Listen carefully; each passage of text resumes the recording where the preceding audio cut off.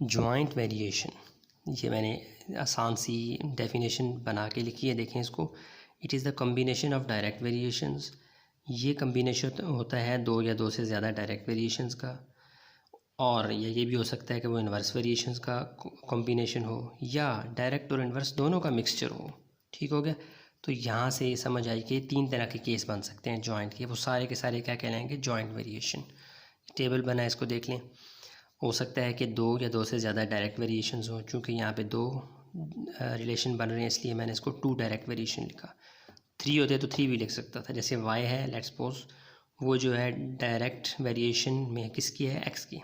इसी तरह वाई जो है डायरेक्टली प्रोपोर्शनल है जी के। ये दोनों तरफ वाई इन्वॉल्व है, इसलिए कंबाइनिंग 1 और 2 किया तो क्या आ जाएगा, y direct varies to x and जी। ठीक हो गया। डायरेक्ट में क्या होता है, आपको पता है कि डायरेक्टली में जो दो क्वांटिटीज़ होती हैं, जैसे वाई अगर मैं इसको बढ़ाऊंगा तो एक्स बढ़ेगा, वाई के ऊपर जो ऑपरेशन परफॉर्म करूंगा सेम उसका असर वैसे का वैसा एक्स पर जाएगा, सेम जी पे जाएगा। ठीक है, यानी वाई अगर मैं डिक्रीज़ करता हूँ जी भी क्या होगा, डिक्रीज़। ठीक हो गया। तो ये डायरेक्ट प्रोपोर्शनल डायरेक्ट वेरिएशन एक ही चीज़ के दो नाम हैं।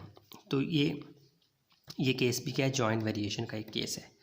अगला केस क्या है जी, उसमें दो इन्वर्स या दो से ज़्यादा भी आ सकते हैं, इन्वर्स वेरिएशंस इन्वॉल्व होंगी, लेकिन वाई बैक वक्त क्या है जी, एक्स के इन्वर्स प्रोपोर्शन और फिर जी के भी इन्वर्स प्रोपोर्शन। इन दोनों बातों को मैंने सिम्बॉलिकली इक्वेशन 1 इक्वेशन 2 में लिखा, फिर इनको कंबाइन किया तो मेरे पास क्या बन गया, वाई इन्वर्सली प्रोपोर्शनल टू या इन्वर्स वेरीज टू 1/xyz।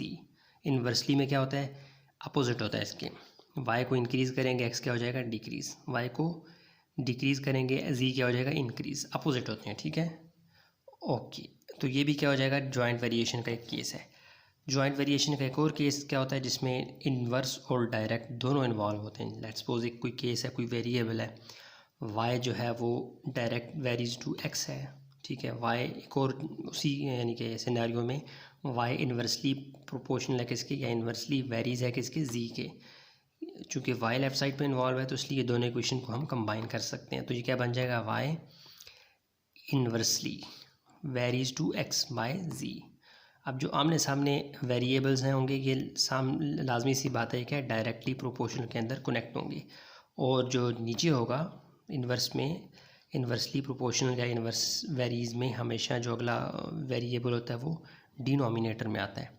तो यहाँ से आपको क्या समझ आया कि एक्स वाई के डायरेक्टली प्रोपोर्शनल है और जी के क्या है, इन्वर्सली। तो ये कंबाइन हो गया।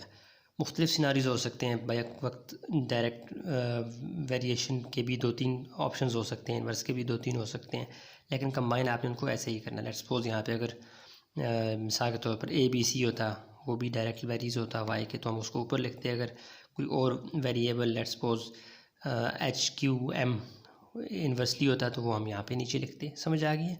तो जस्ट आपने के समझ, जॉइंट वेरिएशन में क्या होता है, डायरेक्ट वेरिएशंस या इन्वर्स वेरिएशंस या इन दोनों का मिक्सअप जो होता है वो क्या कहलाता है, जॉइंट वेरिएशन। ठीक हो गया।